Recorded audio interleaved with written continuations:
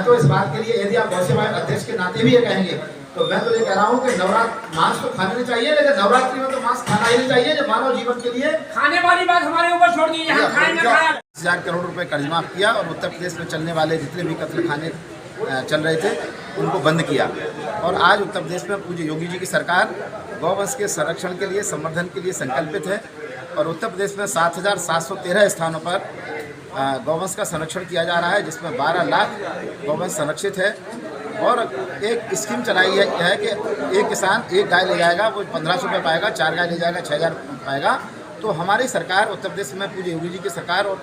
केंद्र में हमारे नरेंद्र मोदी जी की सरकार इस बात के लिए संकल्पित है कि हर किसान के पास गाय हो, गौ आधारित खेती हो, खेती आधारित उद्योग हो,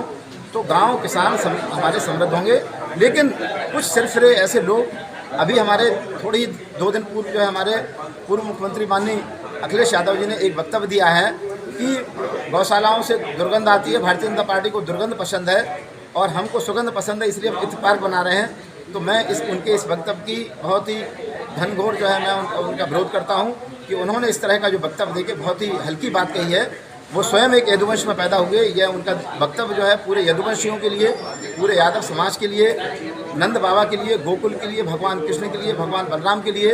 और देश के संपूर्ण किसानों के लिए एक आपत्तिजनक है। और इस तरह का वक्तव्य देकर उन्होंने बहुत हल्की मानसिकता प्रदर्शित की है।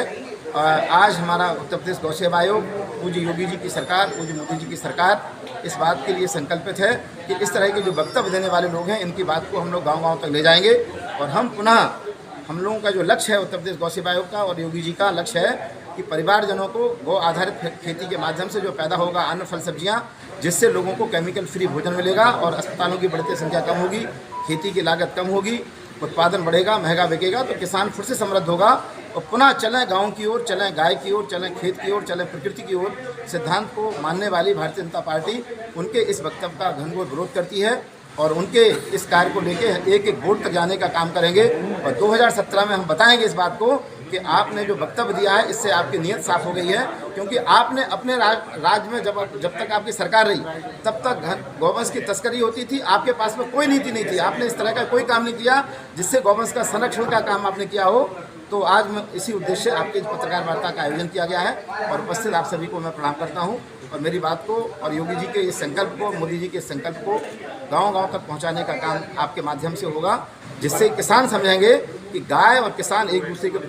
पूरक हैं। और आने वाले समय में जो 1 ट्रिलियन इकोनॉमी और 5 ट्रिलियन इकोनॉमी देश की खड़ी होनी है, 1 ट्रिलियन इकोनॉमी उत्तर प्रदेश की, उसमें सबसे बड़ी भूमिका गाय पालने वाले किसानों की होगी, बायोगैस की होगी। गौ आधारित खेती हमारा एजेंडा है। 2481 करोड़ की लागत से माननीय प्रधानमंत्री जी ने गौ आधारित खेती का कार्यक्रम पूरे उत्तर देश में लागू किया है और उत्तर प्रदेश में 20 लाख किसान गौ आधारित खेती करने के लिए अग्रसर हैं। तो मैं आपके माध्यम से अपनी बात को पहुंचाता हूं कि गाय बचेगी तो किसान बचेगा, किसान बचेगा गांव बचेगा, गांव बचेगा देश बचेगा। तो उनके इस वक्तव्य की सारा समाज, सारा हिंदू समाज, सारा सनातन समाज इनके इस वक्तव्य की निंदित, उनकी घृणा करता है कि इस तरह के वक्तव्यों से वो समाज को भ्रमित करने का केवल काम कर रहे हैं।